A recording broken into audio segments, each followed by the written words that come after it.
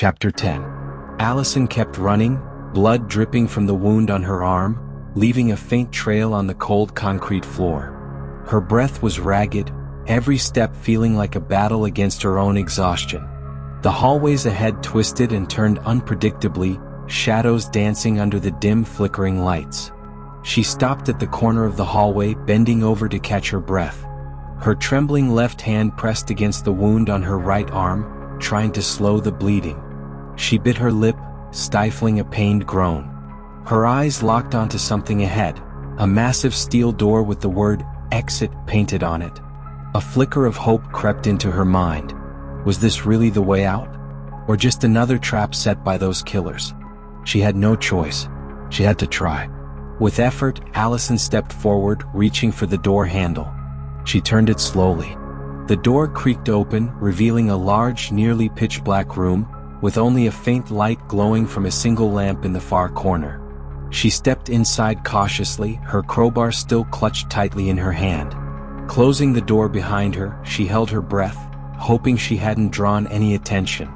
But that hope shattered when the sound of heavy footsteps echoed from the far end of the room.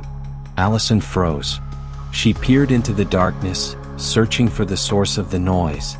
And then she saw it, a massive figure wearing a filthy rabbit mascot head. The fur was matted with dried blood, and its lifeless eyes seemed to stare right through her. In one hand it gripped a large axe, its muscular frame radiating raw power. The rabbit stood still for a moment, tilting its head slightly, as if studying her with curiosity. Well, we meet again," the mascot said. Its voice was distorted, mechanical, yet disturbingly human. "Did you enjoy your little game with the wolf? Which do you prefer, being hunted by a wolf or a rabbit? Fuck this. Why does this keep happening?" Allison muttered, frustration burning in her voice. The rabbit only laughed, a deep, unsettling chuckle. Despite the pain in her arm and the exhaustion weighing her down, Allison forced herself to move. She bolted for another hallway. The wolf mascot may have lost her trail, but the bad news was, now she was being chased by the rabbit. She sprinted into a large open room, but her foot caught on a wooden beam, sending her crashing to the floor. Before she could recover, the rabbit mascot strolled in leisurely, standing in the doorway like it had all the time in the world. "Done running?" The deep, guttural voice filled the room, sounding like it came straight from hell. "You look exhausted." Allison didn't respond. She scrambled to her feet, backing away slowly, trying to create distance. But the rabbit took a step forward. "I like fighters," it said. "They're more fun to break." Allison didn't wait for what came next. She turned and ran across the room, desperately searching for another exit.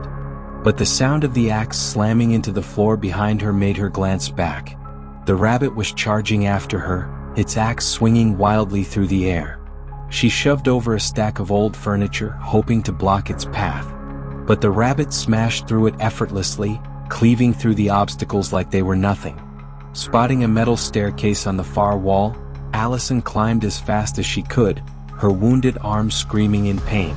The rabbit followed, swinging its axe into the steps, making the entire structure shake violently. She reached the upper platform, but there was no time to rest. The rabbit was climbing faster than she expected. Gripping her crowbar, she struck the stairs latch, trying to break the metal connectors. With a loud snap, the staircase collapsed. The rabbit fell along with it, crashing hard onto the concrete floor below. But Allison knew it wasn't dead. Something like that wouldn't go down so easily. She kept moving, running across the platform until she found another door. She threw it open and rushed into a narrow, pitch-black corridor. Behind her, a loud crash echoed through the room, confirming what she already knew. The rabbit was back on its feet. "I'm gonna split you in half, little girl." The rabbit's voice thundered through the darkness, making Allison nearly lose her footing. She spotted a small metal door at the end of the hall. She dove inside, slamming it shut and locking it behind her. Pressing her back against it, she prayed the barrier would be strong enough to hold the monster out. Seconds passed. Silence. But somehow the silence was worse than the chase. Allison exhaled shakily, her relief short-lived. "You can't hide forever, Allison." The rabbit's voice came from the other side. Her breath caught in her throat. He knew her name. A chill ran down her spine. How the fuck does it know my name? She thought, her mind spiraling. Before she could process it, a thunderous bang shook the door behind her. The rabbit was trying to break through. Allison tightened her grip on the crowbar, her eyes scanning the room for an escape. Then she saw it, a large ventilation shaft in the corner. It was big enough for her to squeeze through. Without hesitation, she dragged a chair beneath it and climbed up. A tight space again. Even more cramped than the last time. Deja vu hit her, but there was no other choice. This was her only way out. The door behind her began to crack. The rabbit wouldn't be held back much longer. Allison pulled herself into the vent, crawling as fast as she could. Just as she disappeared inside, the door burst open. The rabbit's axe slammed into the chair she had used, sending splinters flying. She kept crawling, ignoring how the vent walls pressed tightly against her, ignoring the suffocating darkness. Shit, this is bad. I need to move faster. Behind her, the scraping sound of metal on metal sent a jolt of terror through her spine. The rabbit was following her. Inside the goddamn vents. Running through another tight little space?